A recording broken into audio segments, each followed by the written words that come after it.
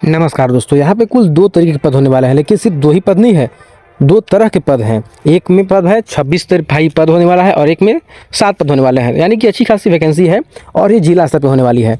तो भी हम अच्छे से चर्चा करने वाले हैं इस वैकेंसी के बारे में।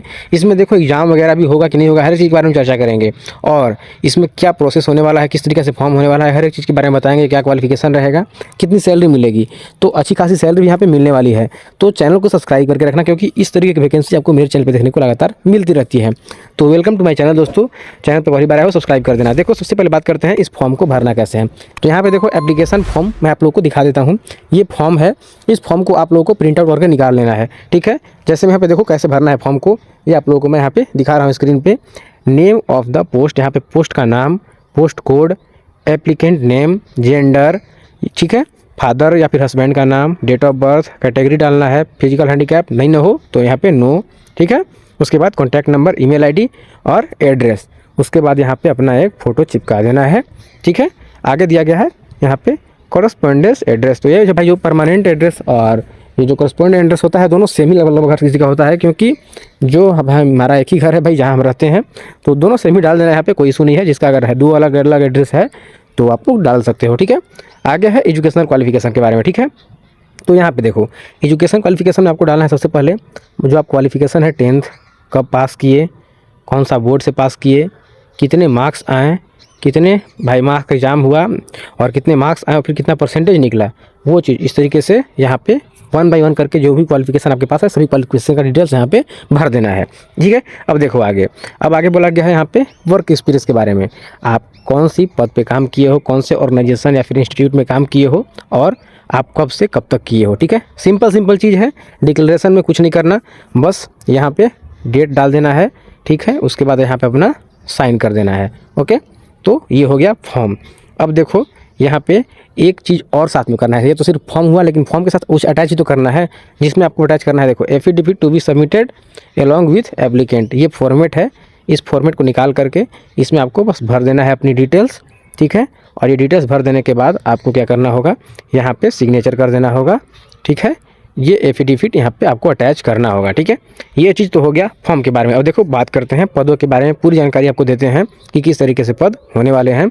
तो दोस्तों ये देखो कृषि प्रौद्योगिकी प्रबंधन अभिकरण आत्मा यानी कि गोड्डा, यह देखो एग्रीकल्चर एक्सटेंशन, यहाँ पे कृषि उन्नति योजना के तहत यह निकाला गया है। एग्रीकल्चर एक्सटेंशन कृषि उन्नति योजना अंतर्गत प्रखंड स्तर पर यानी कि ब्लॉक स्तर पर संविदा आधारित नियुक्ति हेतु आवेदन आमंत्रित सूचना ये जो है जारी किया गया है। ये कहाँ पे किया गया है, गोड्डा जिले में, ठीक है। ये हो गया सही संविदा पर, ठीक है। संविदा आधारित जॉब होने वाली है, सरकारी जॉब नहीं है। यहाँ पे देखो दो तरीके के पद है, एक है बीटीएम, एक है एटीएम। तो यहाँ पे जो बीटीएम है इसमें क्या मांगा गया है, पोस्ट ग्रेजुएट इन एग्रीकल्चर या फिर allied sector with computer skills और agri graduate with at least 5 year working experience as ATM. उसके बाद यहाँ पे मिनिमम 2 ईयर फील्ड एक्सपीरियंस के बारे में बोला गया है एग्रीकल्चर रिलेटेड, ठीक है। उसके बाद ये जो यहाँ पे दिखा गया है कि संविदा आधारित है, 1 वर्ष का जॉब होने वाला है, ठीक है। आपका यहाँ पे जॉब भाई 1 वर्ष का होगा। सैलरी की बात करें 30,000 सैलरी यहाँ पे पर मंथ मिलने वाली है बीटीएम के लिए। अब अगला पद जो होने वाला है वो है एटीएम का। तो एटीएम के लिए यहाँ पे ग्रेजुएट इन एग्रीकल्चर, ठीक है। वहाँ पे पोस्ट ग्रेजुएट मांगा गया था, यहाँ पे ग्रेजुएट मांगा गया है। यहाँ पे मात्र 1 साल का कार्यानुभव बोला गया है, ये अभी 1 साल का ही जॉब है और 25,000 सैलरी मिलेगी, ठीक है। लेकिन आप लोग ये ना सोचना कि 1 साल का जॉब है तो 1 ही साल रहेगा, आपका ये जॉब आगे भाई आपके परफॉर्मेंस के हिसाब से बढ़ाया जा सकता है। देखो पद किस तरीके से होने वाले हैं।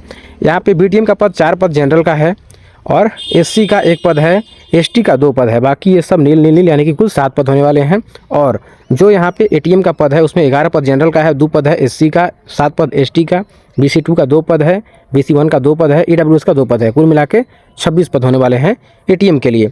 अब देखो यहाँ पे चयन की शर्तें क्या हैं। विज्ञप्ति पद संविदा आधारित है, संविदा 1 वर्ष के लिए अनुमान होगा। आवश्यकता अनुसार प्रत्येक वर्ष यानी कि परफॉर्मेंस के हिसाब से उसका जो रिपोर्ट बनेगा उसी के आधार पर जॉब है उसका ड्यूरेशन बढ़ाया जा सकता है आगे चल के, ठीक है। आगे बोला गया है कि नियोजन संविदा पर की जाएगी, इसमें भविष्य में अस्थायी नियुक्ति का दावा मान्य नहीं होगा। तो ये सब सिंपल चीज़ है। आगे देखो यहाँ पे क्या बोला गया है, उपरोक्त सभी पद के लिए यहाँ पे जिला स्तरीय आरक्षण रोस्टर अनुमान होगा। नियुक्ति में झारखंड सरकार द्वारा निर्गत आरक्षण जिला रोस्टर लागू होगा। तो आपके पास यहाँ पे जाति, आवासीय जो भाई प्रमाण पत्र है, ये सब चीज़ आपके पास वैलिड होना चाहिए। आपको करना क्या होगा, आवेदन निबंधित डाक या फिर स्पीड पोस्ट के माध्यम से आवेदन भेजना सुनिश्चित करेंगे। एक से अधिक पद के लिए आपको अलग अलग आवेदन देना होगा, ठीक है। वो यहाँ पे भाई वैलिड है, आप लोग कर सकते हो। एक आदमी 2 पद के लिए यहाँ पे अगर एलिजिबल है तो फॉर्म भर सकता है, ठीक है, लेकिन दोनों अलग अलग करना। आगे है, इच्छुक अभ्यर्थी आवेदन के साथ शैक्षणिक प्रमाण पत्र और अन्य प्रमाण पत्रों के साथ अंक प्रमाण पत्र, आवासीय प्रमाण पत्र, जातीय जो भी है प्रमाण पत्र सबको यहाँ पे अटैच करना होगा। स्व अभिप्रमाणित यानी कि उसमें साइन कर देना, ठीक है, उसका फोटोकॉपी अटैच कर देना होगा। उसके बाद आगे बोला गया है कि आवेदक को आवेदन के साथ फौजदारी मुकदमे यानी कि भाई आपके पास कोई केस वगैरह आप पे नहीं होना चाहिए, ठीक है, यानी कि आपका कैरेक्टर अच्छा से होना चाहिए। ये सब सीजीपीए के बारे में बोला गया है। जो प्राइवेट से पढ़े लिखे हैं उन लोगों के लिए ये चीज़ बोला गया है। सीजीपीए का अपना स्कोर कार्ड आपको अटैच करना होगा। अब देखो यहाँ पे बोला गया है कि मेधा सूची हेतु अंक तालिका। अब आपका जो भाई मेरिट बनेगा उसमें देखो, अगर बीएससी एग्रीकल्चर आपके पास है 30 अंक मिलेंगे, एमएससी है 10 अंक मिलेंगे। इस तरीके से आपका सूची यहाँ पे दिया गया है, इसी हिसाब से आपका यहाँ पे बनने वाला है।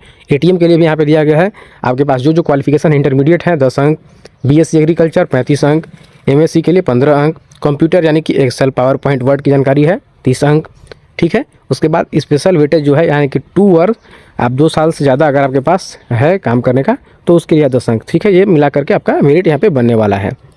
तो इसी चीज़ के बारे में यहाँ पे जिक्र किया गया है। आपका जो कट ऑफ मार्क्स होगा यहाँ पे उसके बारे में जानकारी है। तो ये सब चीज़ आप खुद से पढ़ सकते हो, ठीक है। जो इंपॉर्टेंट चीज़ है वो सारी चीज़ मैंने आप लोगों को लगभग यहाँ पे अब बता ही दिया है, ठीक है। तो यही चीज़ आपको मैं क्या करूँगा कि टेलीग्राम पे भी दे दूँगा, तो आप लोग इसे चाहो तो खुद से भी चेकआउट कर सकते हो।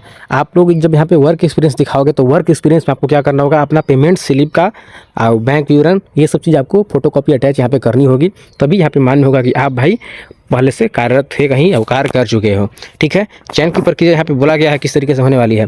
अभ्यर्थी के चयन हेतु अंक की गणना अंक तालिका के अनुसार की जाएगी।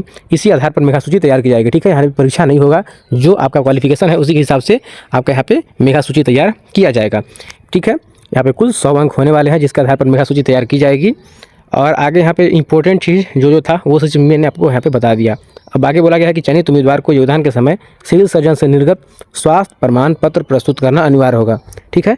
अपना हेल्थ सर्टिफिकेट आपको यहाँ पे सिविल सर्जन से भाई बनवा लेना होगा। चयनित उम्मीदवार को योगदान के समय पुलिस अधीक्षक से निर्गत आवरण प्रमाण पत्र प्रस्तुत करना अनिवार्य होगा, यानी कि आपको यहाँ पे कैरेक्टर सर्टिफिकेट पुलिस अधीक्षक से बनवाना होगा, ठीक है। यही चीज़ यहाँ पे बोला गया है। आवेदन की प्रक्रिया क्या होने वाली है वो सब चीज़ यहाँ पे दी गई है, तो इसे आप चाहो तो खुद से ही पढ़ सकते हो क्योंकि वीडियो बहुत ज़्यादा लंबी हो जाएगी, लेकिन फिर भी मैं आपको शॉर्टकट में जानकारी दे देना चाहता हूँ, ठीक है। फॉर्म आपका लास्ट डेट होने वाला है 16/4/2026, ठीक है। और इसमें जो अनुलोम सूची यहाँ पे आपको तैयार करना है, ये इस तरीके से आपके पास ये सारे दस्तावेज होने चाहिए। यहाँ पे सभी दस्तावेज की जानकारी दी गई है और ये एप्लीकेशन फॉर्म है। तो ये सारी चीज़ तो मैंने आप लोगों को बता दिया। देखो क्या करना है, मैट्रिक अंक प्रमाण पत्र मूल प्रमाण पत्र, इंटरमीडिएट अंक प्रमाण पत्र मूल प्रमाण पत्र, स्नातक का अंक प्रमाण पत्र मूल प्रमाण पत्र, स्नातकोत्तर का अंक प्रमाण पत्र यदि लागू हो तो, ठीक है। यानी कि अगर आप दूसरा पद के लिए भरोगे तो वहाँ पे मात्र वहाँ ग्रेजुएशन मांगा गया है, ठीक है। पोस्ट ग्रेजुएशन वहाँ पे नहीं मांगी गई है। उसके बाद जाति प्रमाण पत्र, आवासीय प्रमाण पत्र और नॉन जुडिशियल स्टाम्प पेपर में घोषणा पत्र। उसके बाद अनुभव प्रमाण पत्र, आवरण प्रमाण पत्र और अगर जो विकलांग है उन लोगों के लिए विकलांग प्रमाण पत्र, ठीक है। ये सारी चीज़ों की यहाँ पे डिमांड की गई है। अगर आप जिस कैटेगरी के हो, जिस लायक भाई जो पद के लायक आप हो, उसके हिसाब से आपको यहाँ पे सारे दस्तावेज दे देने हैं। बाकी कोई कन्फ्यूजन कोई समस्या होती है तो आप मुझसे बात करने के लिए मेरा फेसबुक हैंडल और भाई टेलीग्राम का भी चैनल वहाँ पे दिया गया है, टेलीग्राम ज्वाइन कर लो, ये पीडीएफ आपको वहाँ पे मिल जाएगा। और इंस्टाग्राम का भी लिंक दिया गया है डिस्क्रिप्शन में, वहाँ से आप चेकआउट कर सकते हो, ठीक है। आते हैं एक और नई वीडियो, एक और नई अपडेट के साथ। तब तक अपना ख्याल रखना दोस्तों। Goodbye and thanks for watching.